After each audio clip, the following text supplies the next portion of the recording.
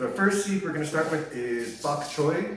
Start this out, we're going to use a piece of paper towel. I like the ones that are half size because we don't need a full paper towel for this. Like fold it in half. Using a condiment container, adding some water. And you don't want to get it too wet. You shouldn't be able to like wring it out, just damp. Okay, and open it up. Add your seeds. Now we don't need to use a lot of seeds because we're only going to want like one plant. So the trick is to not get a lot of seeds out.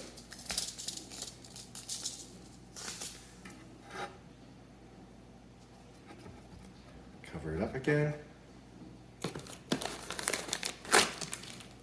Grab your Ziploc bag, label your Ziploc bag. I'll put it in so the opening's facing the outside. And I'll close the bag most of the way, but not quite all the way, so you can kind of squeeze the air out. And then we'll just make a stack and then we'll put them all in the box afterwards.